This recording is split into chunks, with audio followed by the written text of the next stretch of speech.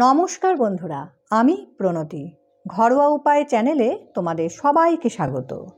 ঘরোয়া উপায় চ্যানেলে আমি ঘরোয়া উপায়ে বিভিন্ন সমস্যার সমাধান কিভাবে করি সেই বিষয়গুলোই তোমাদের সঙ্গে শেয়ার করি। আশা করি তোমাদের উপকারে লাগবে। এই ভিডিওটি দেখে যদি তোমাদের উপকার হয় এবং ভালো লাগে তাহলে লাইক, শেয়ার এবং সাবস্ক্রাইব করতে ভুলো না। পাশে থাকা বেল আইকনটি প্রেস করে দিও নোটিফিকেশান পাওয়ার জন্য। দাঁত ও মাড়ির স্বাস্থ্য রক্ষার জন্য দাঁত ও মাড়ির প্রতিদিন পরিচর্যা করা প্রয়োজন। এর জন্য দুবেলা ব্রাশ করা, জিভ পরিষ্কার রাখা, প্রতিবার খাওয়ার পর মুখ কুলকুচি করে ধোয়া, এগুলো তো করতেই হবে। এছাড়াও মুখের স্বাস্থ্য রক্ষার জন্য এবং দীর্ঘ সময় নিঃশ্বাস দুর্গন্ধমুক্ত রাখতে মাউথওয়াশ ব্যবহার করা যেতে পারে, যেটা অতি সহজেই বাড়িতেই বানিয়ে নেওয়া যায়। আর আমাদের কাছে ঘরোয়া উপায় আছে তো, তাহলে আর দেরি না করে দেখে নাও মাউথওয়াশ বানানোর ঘরোয়া উপায়। আজকে আমি তোমাদের দুটো রেমেডি দেখাবো। প্রথম রেমেডিটার জন্য প্রথমেই নিয়ে নেব 1 গ্লাস জল। এই জলটা আমি ফুটতে দেওয়ার জন্য একটি পাত্রের মধ্যে নিয়ে নিলাম এবং ইন্ডাকশানটা অন করে দিলাম। এই জলটা ফুটে ওঠার আগেই আমি এর মধ্যে দিয়ে দেব 4-5টা লবঙ্গ, দিয়ে দেব অল্প একটুখানি দারচিনি এবং 1 টুকরো কাঁচা হলুদ। দেখো জলটা ফুটে উঠেছে। এটা ততক্ষণ পর্যন্ত ফোটাবো যতক্ষণ না এই জলটা এই গ্লাসের হাফ গ্লাসের মতন হয়ে যায়।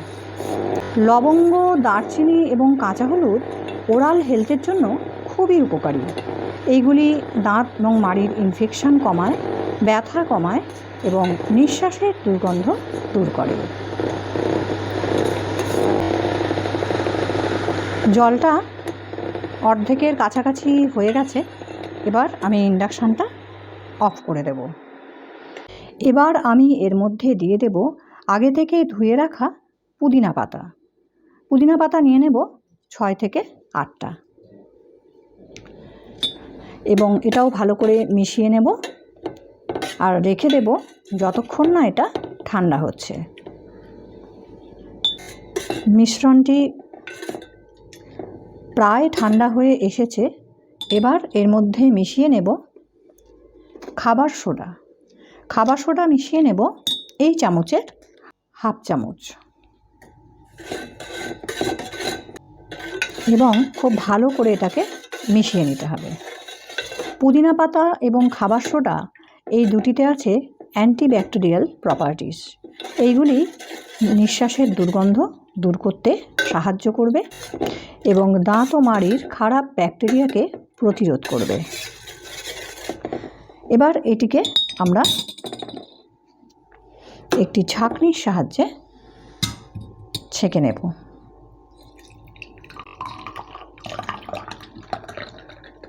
এই মাউথওয়াশটি নর্মাল টেম্পারেচারে রেখে 2 দিন ব্যবহার করা যাবে।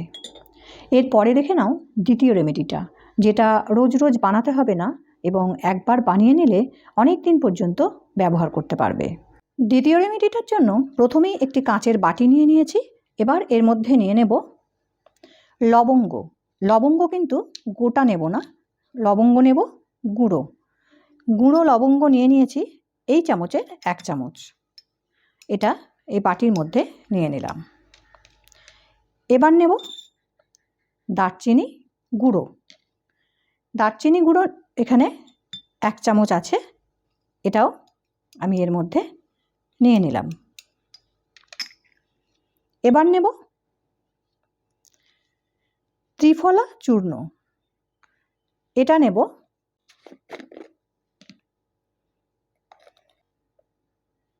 1 চামচ।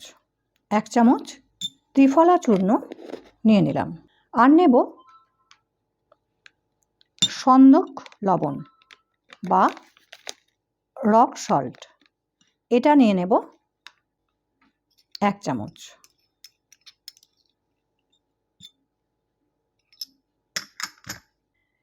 এই প্রত্যেকটা পাউডার খুব ভালো করে মিশিয়ে নিয়ে একটি এয়ারটাইট কন্টেনারে ভরে রাখতে হবে। এটি অনেক বেশি করে বানিয়ে রেখে অনেক দিন পর্যন্তই ব্যবহার করতে পারবে। কতটা বানাবে সেইভাবে চামচের মাপগুলো বাড়িয়ে নেবে। এবার এই দুটি রেমেডি কিভাবে ব্যবহার করবে দেখে নাও। আমাদের দুটি রেমেডি তৈরি হয়ে গেছে। তোমরা তোমাদের পছন্দ অনুপাতে যে কোনো একটি বানিয়ে নেবে। এই লিকুইড মাউথওয়াশটা কিভাবে ব্যবহার করবে?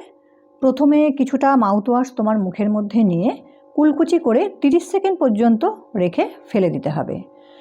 ফেলে দিয়ে আবার দ্বিতীয়বার আবার নেবে এবং আবারও 30 সেকেন্ড পর্যন্ত কুলকুচি করে তারপরে ফেলে দিতে হবে। আর এই পাউডার মাউথওয়াশটি দুরকমভাবে ব্যবহার করা যাবে। এটি কিছুটা মাজনের মতো নিয়ে তোমার আঙুলের সাহায্যে হালকা হাতে দাঁতের মধ্যে ঘষে কুলকুচি করে ফেলে দিতে হবে। আর না হলে হাফ গ্লাস হালকা গরম জল নিয়ে হাফ চামচ এই পাউডার সেই জলের মধ্যে গুলে কুলকুচি করে ফেলে দিতে হবে। ভিডিওটি ভালো লাগলে এবং কোনো প্রশ্ন ও পরামর্শ থাকলে কমেন্টে জানিও। আজ এই পর্যন্ত, দেখা হবে পরের ভিডিওয়। সবাই খুব ভালো থেকো, সুস্থ থেকো আর নিজেদের যত্ন করো। টাটা।